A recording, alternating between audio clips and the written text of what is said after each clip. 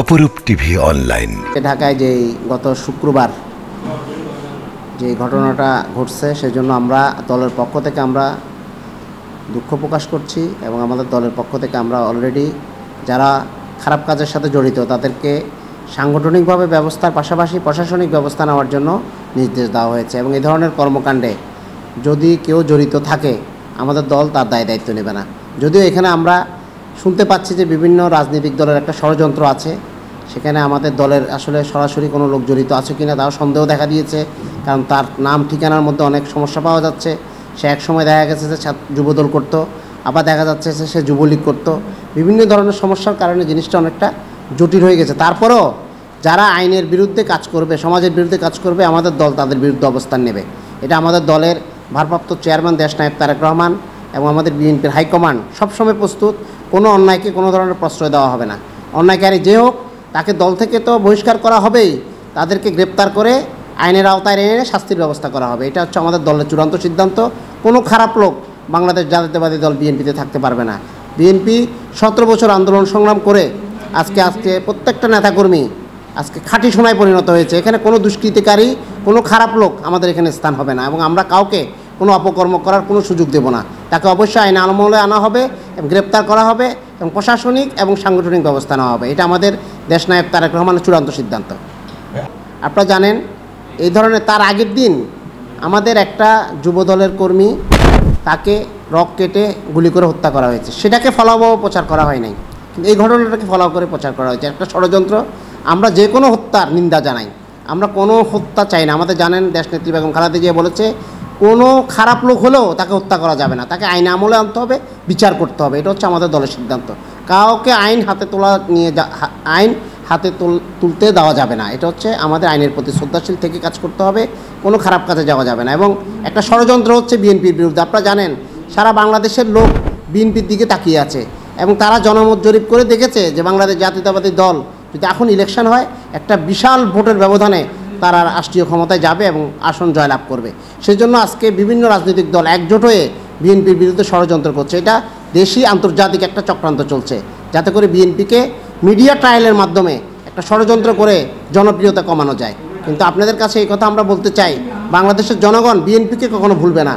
BNP জনগণের স্বার্থের জন্য 17 বছর ভোট এবং ভাতের জন্য আন্দোলন করেছে, এক পা পিছপা হয় না। অনেক ষড়যন্ত্র হয়েছে, অনেক লোভ দেখানো হয়েছে।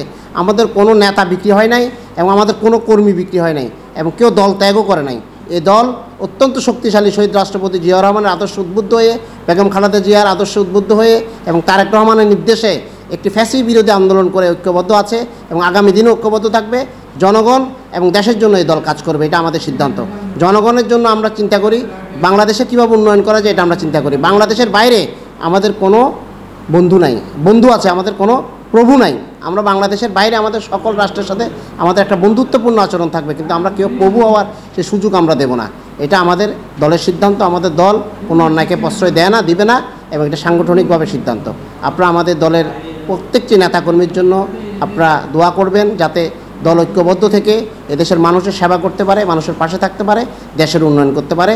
সর্বোপরি গণতন্ত্র ফিরানোর জন্য আমাদের যে সংগ্রাম সেটা যাতে আমরা সফল হই, সেজন্য আপনারা হয় নাই। আপনারা জানেন ফ্যাসি বিরোধী আন্দোলন এই জনগণের ভোট কুক্ষিগত করে, জনগণের অধিকার ধ্বংস করে একটা ফ্যাসিবাদী সরকারের বিরুদ্ধে আন্দোলন করতে গিয়ে জনগণ ইস্পাত কঠিন ঐক্যের মাধ্যমে এই জুলাই সৃষ্টি হয়েছে। জুলাইয়ের মাধ্যমে 5 আগস্ট ফ্যাসিবাদী বিরোধী আন্দোলনের জয়লাভ হয়। এটা একদিনে হয় না। অনেকে বলে যে আমরা কয়েকজন আন্দোলন করছি বলে স্বাধীন হয়ে গেছে, আসলে সেটা না। একটা গাড়িকেও যদি আপনার চালাতে হয় আগে থেকে স্টার্ট দিতে হয়, ইঞ্জিন গরম করতে হয়। বিএনপি হচ্ছে আন্দোলনের ইঞ্জিনটা গরম করেছিল।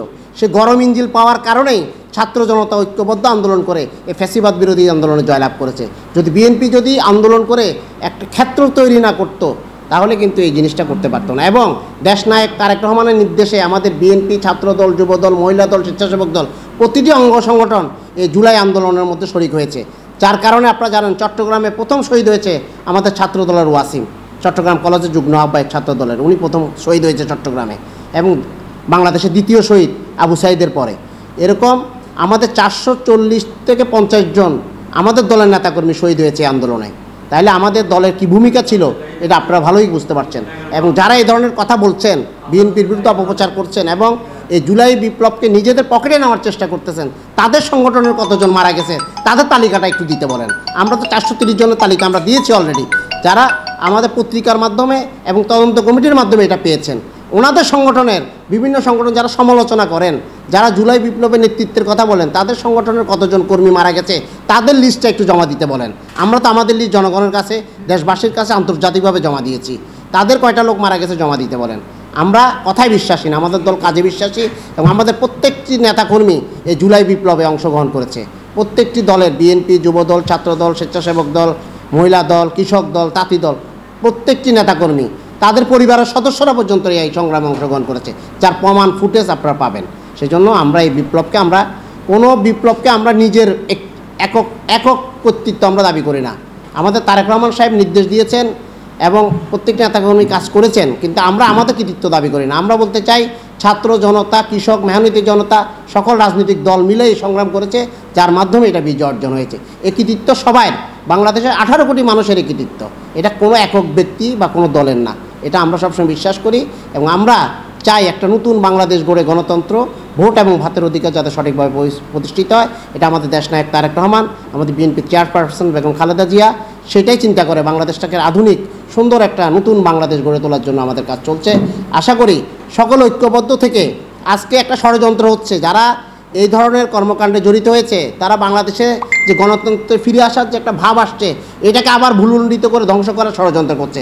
এটাও ইন্টারন্যাশনাল, আন্তর্জাতিক একটা চক্র এটা করার চেষ্টা করছে। আমরা অনুরোধ করব সকল রাজনৈতিক দল যেভাবে জুলাই আগস্টে বিপ্লব ঐক্যবদ্ধ ছিলেন, এখনও আগামী নির্বাচনে যাতে গণতন্ত্রে ফিরে আসে, সবাই ঐক্যবদ্ধ থেকে দেশটাকে পুনর্গঠন করেন, ভোট এবং ভাতের অধিকার প্রতিষ্ঠা করেন। এটা আমাদের দলের পক্ষ থেকে আমরা সকলের কাছে অনুরোধ রাখবো।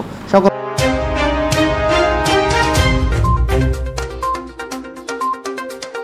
অপরূপ টিভি অনলাইন।